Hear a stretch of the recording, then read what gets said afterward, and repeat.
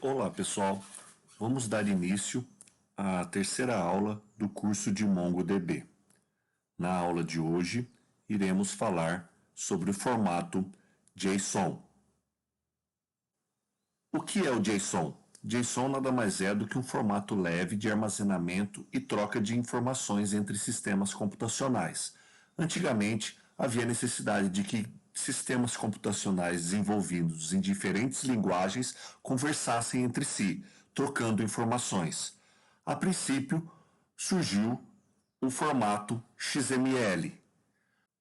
Com o passar do tempo, Douglas Crockford popularizou o formato JSON, tornando assim uma alternativa ao XML. Com isso, o JSON é um formato de dados padrão na web atualmente. Algumas ferramentas adotam o formato JSON também como um arquivo de configuração, por exemplo, o Composer na linguagem PHP. E o que significa JSON? JSON nada mais é do que o acrônimo de JavaScript Object Notation, ou notação de objeto JavaScript. JSON nada mais é do que um subconjunto da linguagem JavaScript.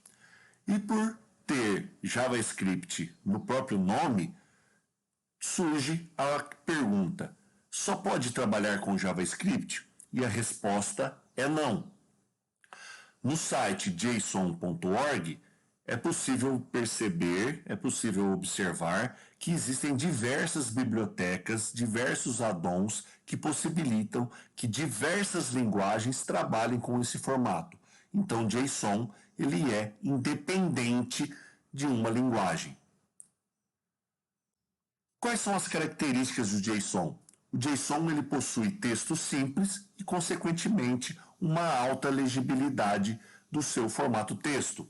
É possível você identificar e logo, ao bater o olho, você logo perceber a representação do objeto que está sendo verificado. Fazendo uma comparação com o XML, né, o formato JSON ele é mais curto e mais simples, né? Possui uma rapidez, um desempenho maior em ler e escrever, não utiliza tags, né, no seu formato, e ele possui um parser, né, como eu havia dito anteriormente, ele possui parser para diversas linguagens e navegadores. O processo, né, ou a palavra parser, nada mais é do que você transformar um texto, né, um arquivo texto em um objeto com atributos. Quais são as regras de sintaxe do JSON? A sintaxe JSON, como eu já disse, ela é derivada na notação de objetos em JavaScript, então ela é um subconjunto da linguagem, tá?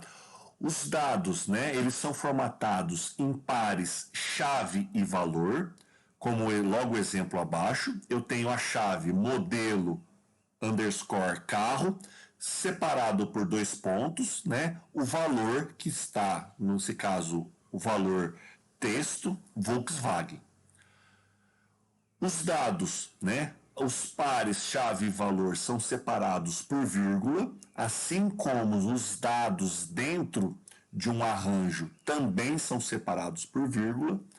Para representar objetos num arquivo JSON, é utilizado as chaves, o abre e fecha chaves, assim como para representar um arranjo, um vetor dentro do formato JSON, eu utilizo os colchetes. Aqui a gente vê nesse slide um simples exemplo, né, de uma representação de uma pessoa em um arquivo JSON. Então, em verde, nós temos todas as chaves, né? Separado por 2 pontos, nós temos os valores em vermelho. E aí, também nesse exemplo, é possível ver que existe diversos tipos de valores. No nome, né, nós temos o José da Silva, que é o tipo string. Na chave idade, nós temos o valor 40, que é um inteiro. Na chave peso, né, nós temos o valor numérico 80.5, representando, né, um número de ponto flutuante. Temos na chave casado, né, se essa pessoa é casada, temos o valor booleano, true ou false. Na chave carro, nós temos um valor, né, do tipo um vetor, um arranjo, né, percebe-se que ele está, né, e aqueles valores estão em colchete, então isso é a representação de um arranjo, de um vetor na notação JSON, e perceba também que os valores são separados por vírgula, tá ok? Assim como também temos a chave animais, e a chave animais nada mais é do que um vetor de objetos. Então, nós temos um objeto, né, dentro de outro objeto. Então, os animais, aqui nós temos o objeto passarinho, né, tipo passarinho, e temos também o outro objeto cachorro com o nome Totó. Além do formato JSON, o MongoDB também trabalha com o formato BSON, que seria uma abreviação de JSON binário. Em que momento que o MongoDB faz uso desse formato? Mais especificamente no momento de realizar backup. Por que ele trabalha com JSON ou com BSON ao invés do JSON? Porque o BSON, além de formato serializado, né, em binário, causa, né, menos sobrecarga na rede, para transferência dessa informação. Tá? E a característica, então, ali as características do BSON ele ser leve, por causar, né, uma carga mínima nesse formato, tá? Especialmente quando usa rede, e ele é eficiente na parte de codificação, decodificação, né, devido ao uso aí de tipos da linguagem, principalmente do C. Então, aqui o formato BSON, né, o documento BSON, ele é composto por 3 partes. Tá? Aqui a primeira parte seria o tamanho do documento BSON, né, então como ele vai ficar registrado, o elemento, né, então a segunda parte desse documento seria o elemento, e o final, né, seria uma declaração de fim desse documento, fim do objeto. Então vamos lá. Aqui no JSON nós temos uma declaração, tá, de uma chave chamada hello, com o seu 2 pontos, com o seu valor Word, né?